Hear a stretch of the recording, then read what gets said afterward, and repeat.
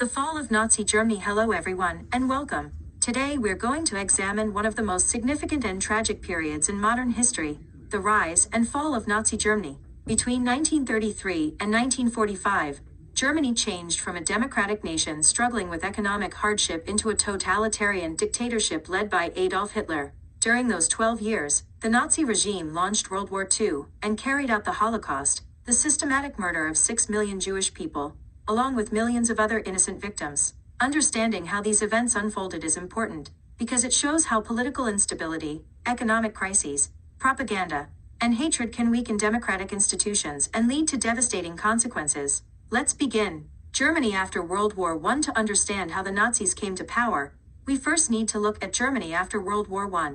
Germany was defeated in 1918. The following year, the Treaty of Versailles forced Germany to accept responsibility for the war, surrender territory, reduce the size of its military, and pay enormous reparations to the victorious nations. Many Germans viewed these terms as harsh and humiliating. At the same time, the country's economy was in crisis. During the early 1920s, Germany experienced extreme inflation. Prices rose so rapidly that everyday goods became nearly impossible to afford, and people often carried stacks of money just to buy basic necessities. Although the economy improved for a short period, everything changed again in 1929, when the Great Depression spread across the world. Businesses closed, unemployment soared into the millions, and many Germans lost confidence in their democratic government. This atmosphere of frustration and uncertainty created an opportunity for Adolf Hitler and the Nazi Party.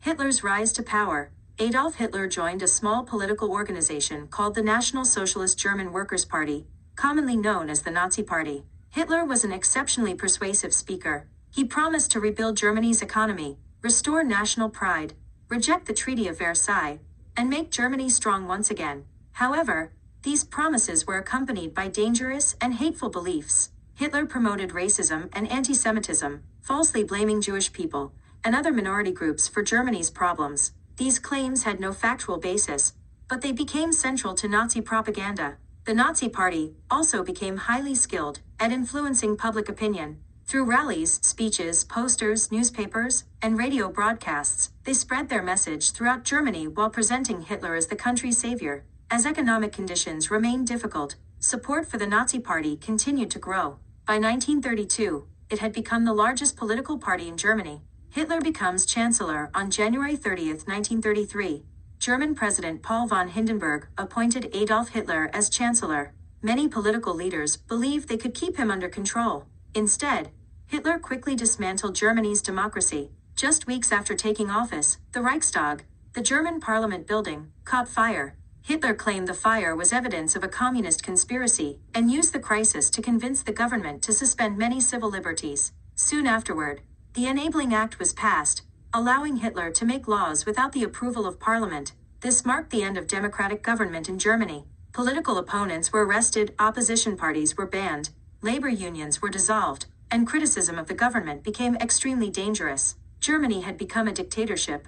Life under Nazi rule. Once Hitler secured power, the Nazi government worked to control nearly every aspect of daily life. The Gestapo, Germany's secret police, monitored citizens, arrested critics, and spread fear throughout the country. Concentration camps were established to imprison political opponents and others whom the Nazis considered enemies of the state. The regime also relied heavily on propaganda.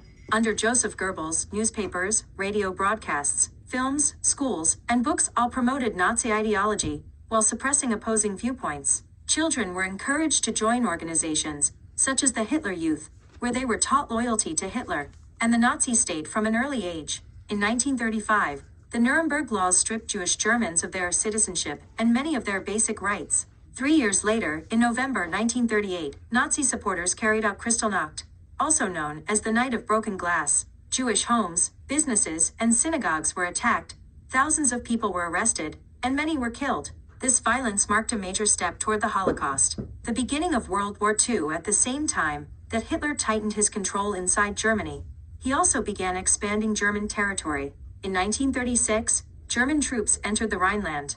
In 1938, Germany annexed Austria in an event known as the Anschluss. Later that year, Britain and France allowed Germany to take part of Czechoslovakia in an effort to avoid another major war. This policy became known as appeasement. However, Hitler's ambitions continued to grow. On September 1, 1939, Germany invaded Poland. 2 days later, Britain and France declared war on Germany. World War II had officially begun. Germany's early successes. During the first years of the war, Germany achieved a series of remarkable military victories. Using fast-moving tactics known as Blitzkrieg, or Lightning War, German forces rapidly defeated Poland, Denmark, Norway, Belgium, the Netherlands, France, and several other countries. By 1941, Nazi Germany controlled much of Europe. That same year, Hitler launched Operation Barbarossa, the massive invasion of the Soviet Union.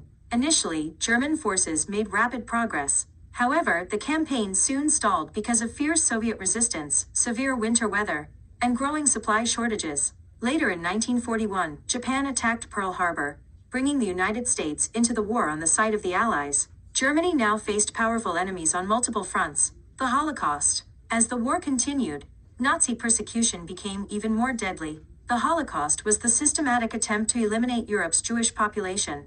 Millions of Jewish men, women, and children were forced into ghettos before being deported by train to concentration camps and extermination camps. At camps such as Auschwitz-Birkenau, Treblinka, and Sobibor, victims were murdered on an industrial scale. The Nazis also targeted Roma people, people with disabilities, political prisoners, Soviet prisoners of war, Jehovah's Witnesses, LGBTQ individuals, and many others whom they considered undesirable. By the end of the war, approximately 6 million Jewish people had been murdered, along with millions of other innocent victims. The Holocaust remains one of the greatest crimes against humanity in recorded history.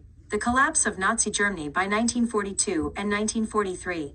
The tide of the war began to turn. One of the most important turning points came at the Battle of Stalingrad, where Germany suffered a crushing defeat against the Soviet Union. In North Africa, Allied forces also defeated German troops. Then, on June 6, 1944, Allied forces launched the D-Day invasion of Normandy, opening a major Western front against Nazi Germany. As Allied armies advanced from the west and Soviet forces pushed from the east, Germany steadily lost ground.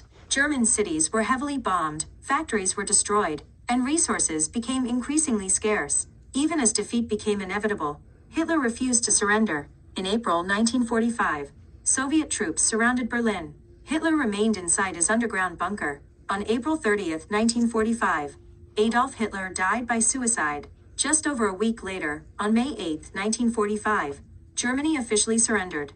World War II in Europe had come to an end. The aftermath. The destruction left behind by Nazi Germany was enormous. World War II claimed the lives of more than 60 million people, making it the deadliest conflict in human history. Germany was divided into occupation zones controlled by the United States, Britain, France, and the Soviet Union.